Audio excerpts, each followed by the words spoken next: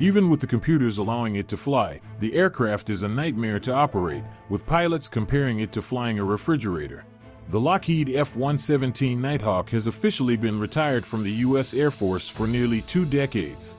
Yet at the Tonopah Test Range in Nevada, unofficially designated Area 52, after the more famous Area 51 at Groom Lake, the U.S. Air Force is known to be secretly operating the F-117 for testing purposes.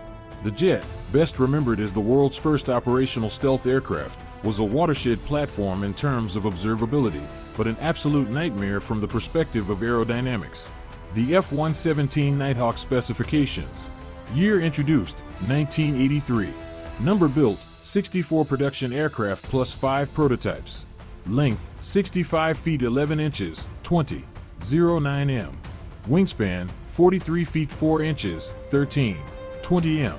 Weight, 29,500 lb, 13,380 kilograms, empty, 52,500 lb, 23,810 kilograms, MTOW. Engines, 2 General Electric F404 F1D2 non-afterburning turbofans, 10, 600 lb F-thrust each. Top speed, 684 mph, 1,100 kilometers per hour, Mach 0. 92 at altitude. Range, 930 nmi, 1,720 kilometers, 1,070 miles, combat radius. Service ceiling, 45,000 feet, 13,700 m. Loadout, 2 internal bays for up to 5,000 pounds of precision-guided bombs, e.g. GBU-10, GBU-27, or JDAM. Aircrew, 1. It's a miracle that the F-117 Nighthawk can fly. Unlike most aircraft, the F-117 wasn't built for the primary purpose of flying. Instead, the F-117 was built for one purpose: invisibility to enemy radar. Accordingly, the design was shaped not for airflow efficiency or lift generation, but instead in accordance with the math of radar reflection.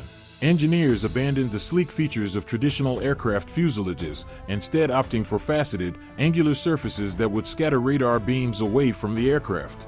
The end result was an aircraft that was built around geometry, not fluid dynamics, a shape that would initially be referred to as the hopeless diamond. The hopeless diamond configuration met its primary design goal: it could evade enemy radar, but it had a major drawback: it couldn't fly. In order to deflect radar, its shape was so aerodynamically compromised that it would simply fall out of the sky. The F-117's aerodynamic shortcomings begin with its wings.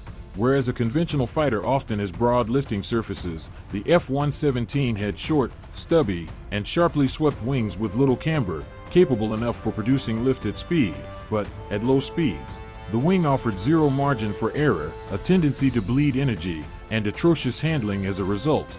The lack of a horizontal stabilizer did not help matters. Whereas most aircraft rely on a horizontal stabilizer to balance pitch, the F-117 had merely tall, canted tail fins.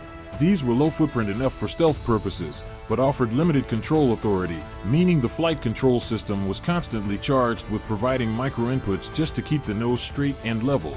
The F-117 didn't have a traditional vertical stabilizer either, just those tail fins, meaning yaw stability was a problem. 2. At high angles of attack, or during crosswinds, the aircraft of course would begin to wander, hunting from side to side. How to fly an aircraft shaped like a brick.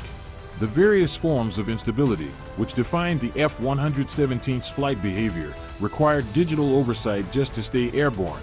The F-117 was one of the first aircraft to rely entirely on fly-by-wire digital controls. In fact, assisting the pilot were 4 redundant flight computers, making thousands of adjustments per second to the F-117's barely adequate control surfaces. Without the computer assistance, the F-117 would have tumbled from the sky in seconds. Even with the computers, the aircraft was a nightmare to operate, with pilots comparing it to flying a refrigerator.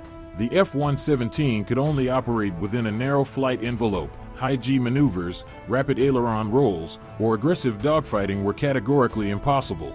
But it could fly well enough to slip past enemy defense systems, under cover of moonlight, and drop precision munitions without being detected.